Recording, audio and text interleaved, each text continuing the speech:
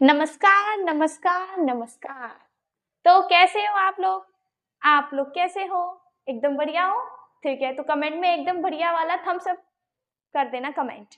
तो आपको पता है हम क्या कर रहे हैं, मैथ्स कर रहे हैं और हाइट एंड डिस्टेंस चैप्टर कर रहे हैं। ओके, तो आज हम करेंगे क्वेश्चन नंबर 9 जो कि बहुत ज़्यादा टफ है और थोड़ा इम्पॉर्टेंट भी है, तो इसीलिए ध्यान से रीड करिएगा। ये जो बीच बीच में डिस्ट्रैक्शन होते रहे हैं, तुम्ही से बात कर रहा हूँ, मैं कर रही हूँ, तो उन चीजों को एकदम डिस्ट्रैक्ट, एकदम अपने माइंड से दूर कर दो। क्या है? The angle of elevation of the top of a building. अब सोचो तुम लोग एक बिल्डिंग पे खड़े हो, ठीक है? क्या है? एंगल ऑफ एलिवेशन है बिल्डिंग के टॉप का, और कोई तुम्हारा फ्रेंड नीचे खड़ा है तो वो देखेगा तुम्हें, क्योंकि एंगल ऑफ एलिवेशन है।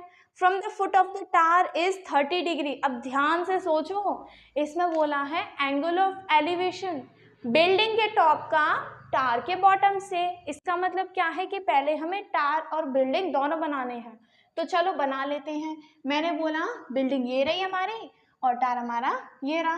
क्या पता दोनों सेम हाइट के हो, क्या पता दोनों आधे पीछे हो, तो हमें नहीं पता। हमने लिखा ए और बी और इसे मान लिया हमने सी और डी, ठीक है। फिर इसमें बोला है एंगल ऑफ एलिवेशन। चलो यहाँ पे पहले लिख भी देते हैं कि ए बी हमारा क्या है, एक बिल्डिंग है। ए भी हमारी बिल्डिंग है और डीसी हमारा क्या है, टार है। देखो तुम लिख भी सकते हो, नहीं भी, ये तो समझने के लिए लिखा है। तो इसका जो एंगल ऑफ एलिवेशन था वो था हमारा 30 डिग्री। तो कहाँ का? टार के बॉटम से बिल्डिंग के टॉप का। तो मुझे ये बात बताओ, क्या इन दोनों का बेस सेम होगा? ऑफ कोर्स दीदी सेम होगा, क्योंकि ऐसा तो है नहीं ये किसी सीढ़ी पे खड़ा हो और ये जमीन पे पड़ा हो, नहीं।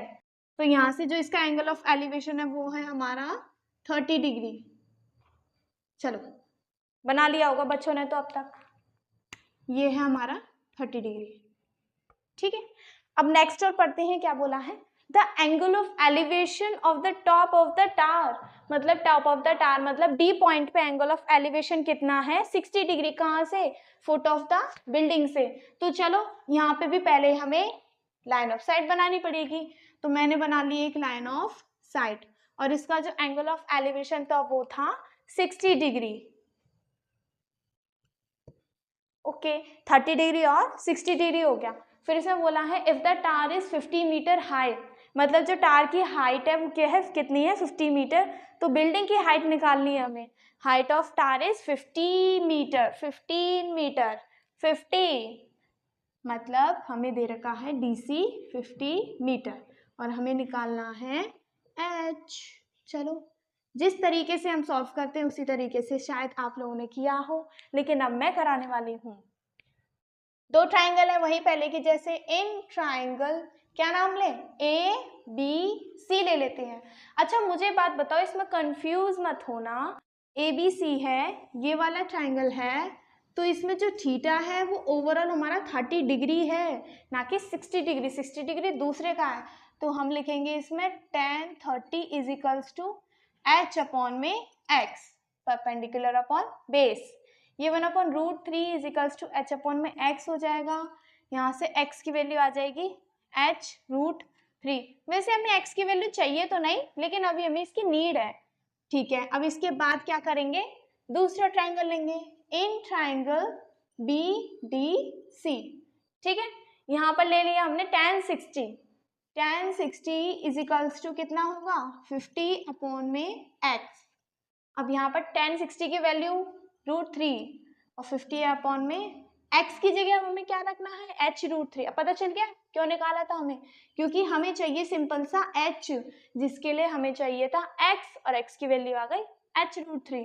यहाँ से क्या करो अब? क्रॉस मल्टीप्लाई, ये हो जाएगा 3h। 50 h की वैल्यू कितनी आ गई? डिवाइड कर दो, 16.6 मीटर। इतना इजी सॉल्यूशन था, इतना इजी सॉल्यूशन था इसका, कुछ ज़्यादा टफ नहीं था। अगर ऐसे ही इसे रीड करोगे तो ये हमेशा इतना इजी बन जाएगा और हर एक क्वेश्चन इतना इजी बन जाएगा। तो और ऐसी फैक्ट्स या फिर जानकारी चाहिए और सब्जेक्ट से रिलेटेड, अच्छे से नोट्स चाहिए, ट्रिक वगैरह चाहिए, तो हमारे चैनल को करो सब्सक्राइब।